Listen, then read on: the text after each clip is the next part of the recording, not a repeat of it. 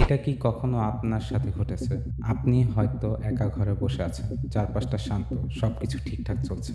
হঠাৎ করেই যেন একটা দমকা হাওয়া সবকিছু এলোমেলো করে দিয়ে যায়। ব্রায়ানের জীবনে এমনই একটা মুহূর্ত এসেছিল। ২০২০ সালে এক বিকালে ব্রায়ান তার ৬ বছর বয়সী জার্মান শেফার্ড স্যাডির সাথে খেলছিলেন।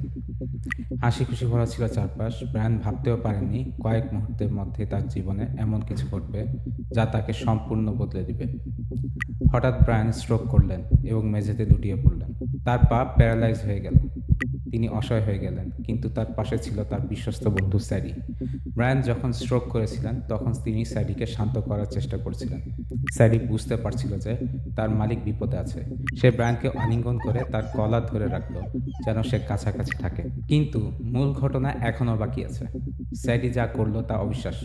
সে ৫ মিনিট ধরে মরিয়া হয়ে ব্রায়ানকে টেনে নিয়ে গেল তার ফোনের দিকে, যেন বলছে, উঠে পড়ো, আমাদের সাহায্য দরকার। কোনো মতে ব্রায়ান 911-এ কল করলেন। এরপর যা হলো তা আরও অবাক করার মতো। স্যাডির বুদ্ধিমত্তা আর বিশ্বস্ততার কারণে ব্রায়ান দ্রুত হাসপাতালে পৌঁছাতে পারলেন। সেখানে তিনি প্রয়োজনীয় চিকিৎসা পান এবং ধীরে ধীরে সুস্থ হয়ে ওঠেন।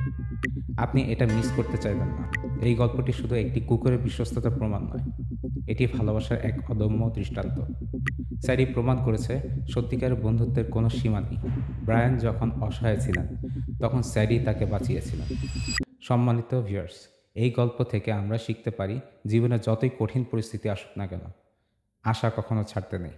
আর আমাদের চারপাশে যারা আছে তাদের মূল্য দিতে শিখুন, কারণ তারাই আমাদের সত্যিকারের বন্ধু। আমাদের কঠিন সময়ে তারা আমাদের পাশে থাকে। আপনারা কি মনে করেন স্যাডির মতো বিশ্বস্ত বন্ধু সবার জীবনে থাকা উচিত?